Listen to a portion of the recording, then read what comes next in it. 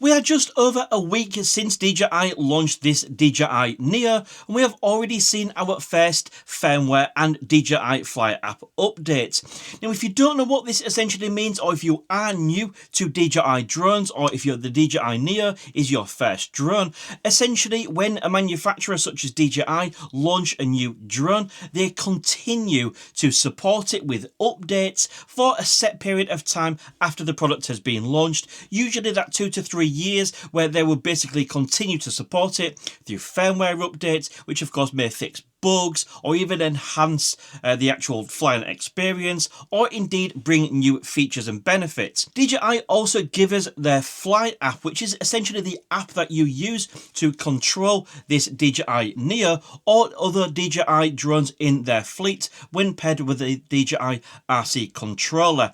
Now, what I tend to do on my videos is literally review these updates as and when DJI release them, okay, to give you all the knowledge. And what I tend to do is take the drones out, give them a full flight test, make sure everything is working, and of course review any particular new features. So if you think that's something that you want to stick around for, please do subscribe to the channel and hit that bell notification to be notified when I upload one of those review videos. Now, the easy way to know when there is a firmware update is of course when you turn it on and connect it to the DJI Fly app, whether it be just through the app control or via the RC controller, depending on the package you have. It will simply prompt you and let you know if you have an internet connection, as you can see on screen right now. It will then attempt to download it automatically, and then it will install it onto the device. Now, just to let you know, there are various different types of things that can be updated via a firmware. It may well be that DJI want to update the actual firmware for the drone. It could well be they want to update the firmware for the controller,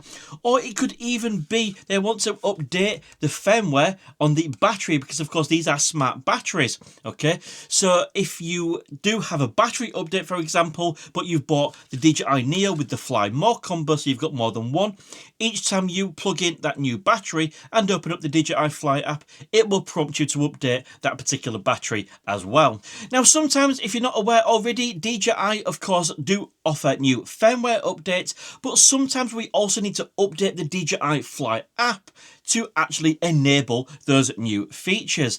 Quite often the Fly app updates and the firmware updates do go hand in hand, okay? So quite often you need to do both. And then if you are on an iOS device, if you go to the App Store, you will see that we have got an update for the latest version of the DJI Fly app, 1.14.2. It's slightly different if you have an Android device. Once you have got that DJI Fly app on your phone or tablet, what will then happen is, as you open it up, it's going to prompt you and tell you that there is an app update available, and you can just simply update it from within the app by clicking install. So that's all nice and very user friendly. So let's go for a flight and just test that everything is working on the DJI Neo to give you the confidence to know that everything is working exactly as it should when you first got it. This is often where I scroll through all the menus just to make sure or have a look to see if there's been anything new added.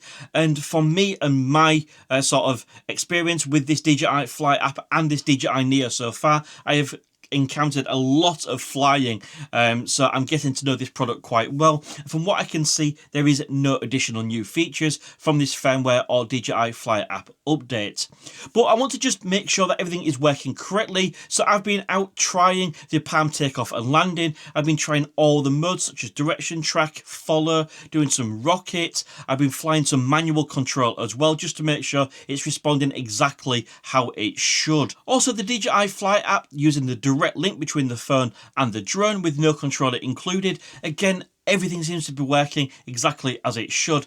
But what I want to do is just take a short flight out with the DJI Neo using that RC controller, because of course when we do pair the DJI Neo with the RC controller and plug our phone in or tablet with the DJI Fly app, it turns this small pocket-sized drone into a fully functioning piece of kit where we can obviously use active track, point of interest, spotlight, And as you can see so far, everything is working absolutely perfectly. Yes, it's a very windy day, the Neo is getting blown around all over, but of course it can handle it. And if you haven't seen just how much wind this drone can handle, please do check out my extreme wind test at the end of this video to go see something very impressive from this drone.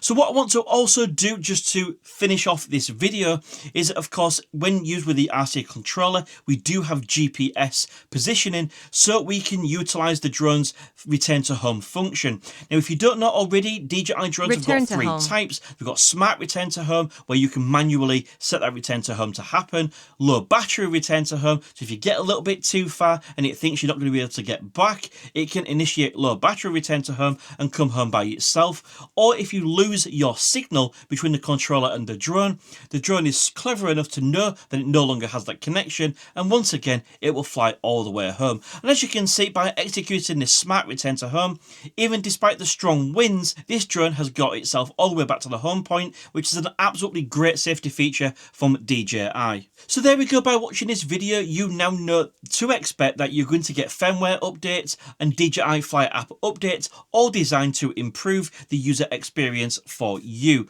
Testing the DJI Neo, whether it's palm control, palm landing, the smart mode using the button on the top of the controller, and of course app control and full DJI RC functionality, I can confirm that everything seems to be working exactly as it should. Whilst it doesn't appear to be any particular new features, it's good to know that everything is working precisely as you would expect it to be. However, I am interested in what updates you would like to see from the DJI Neo and any enhancements you would like DJI to bring you that you may find very useful. I'll start off by saying I would love to have manual exposure controls for the camera when using the app controlled version of the DJI Fly app. But let me know what your thoughts are in the comment section below. So that wraps up this video. If you did find it useful, please do give it a big thumbs up. It tells the YouTube algorithm more people just like you might want to watch my content. Subscribe if you're awesome, and until next time, see you again soon.